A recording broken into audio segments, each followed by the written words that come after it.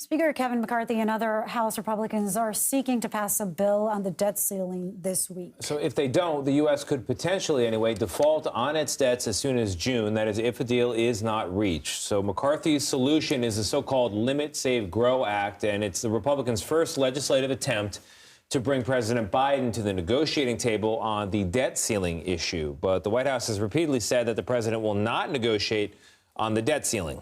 Joining us now is CBS News congressional correspondent Nikole Killion. Nikole, what can you tell us about the plan? And does McCarthy have enough support to pass it?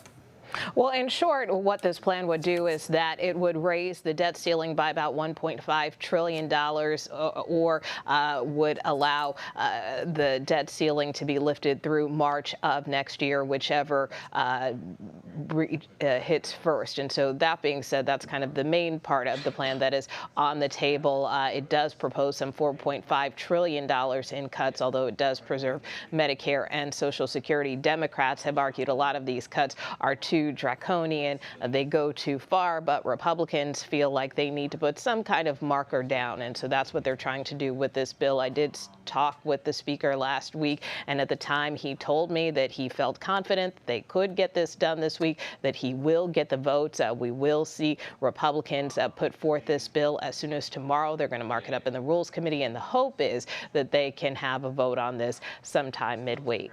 So, Nikole, just for my own restating of understanding the situation here, the debt ceiling is a limit to borrowing that the U.S. has to undertake in order to pay its already agreed upon spending. So Congress passed a budget, we've spent the money, and now the debt ceiling in a separate vote has to be increased to cover that spending that's already happened. Do I have that right?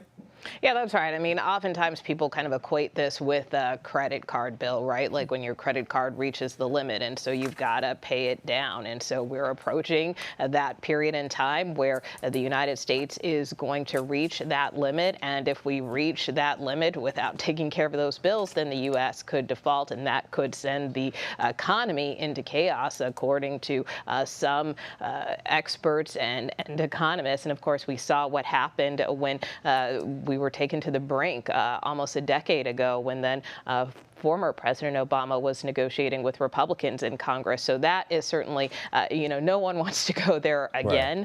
Right. But that being said, both Republicans and Democrats in the White House are still pretty far apart on this. And we know that X date is going to be coming sometime this summer, could be June, could be July. So Republicans and Representative Leader McCarthy, they're trying to use the debt ceiling vote as leverage to get the overall spending down in a future budget?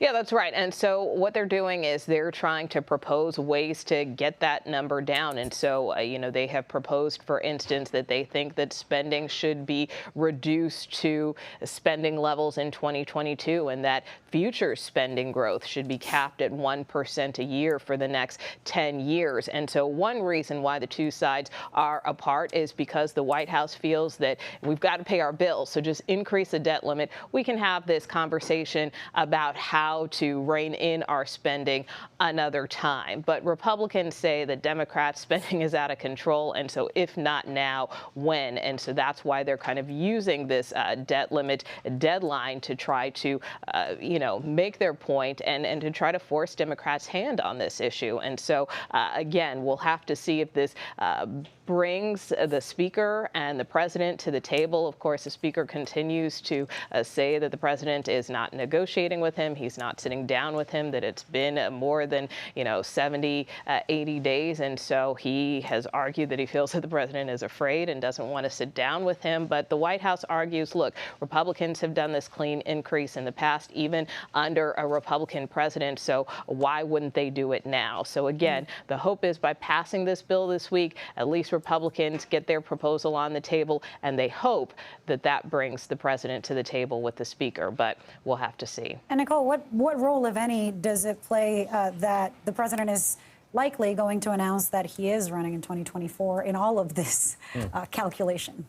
Well, I think the only impact it has, if any, is that, again, in terms of even, let's say, all sides were in agreement with this plan, it does kick the debt ceiling fight into next year, into an election year. You know, as we discussed, this will raise the debt ceiling by $1.5 trillion or through March of next year. So no matter how you slice it, we're going to be in the same place probably a year from now, which is only going to intensify the politics, especially in a prime presidential year.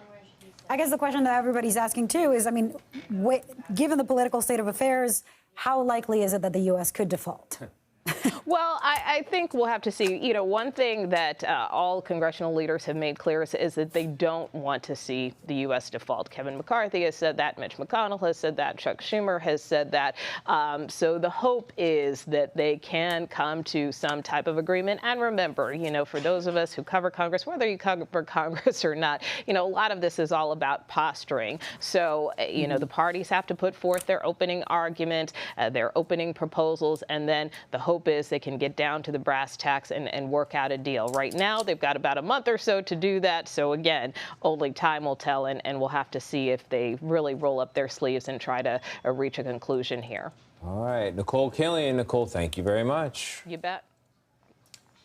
The CBS News Streaming Network, that would be us, we are proud to announce that beginning May 1st, May Day, our politics show, Red and Blue, will become America Decides. Our team of correspondents will go deeper into the political headlines and deliver news-making interviews with the most influential names from both sides of the aisle. The show will stream Monday to Thursday at 5 p.m. Eastern, starting a week from today. Mark your calendars.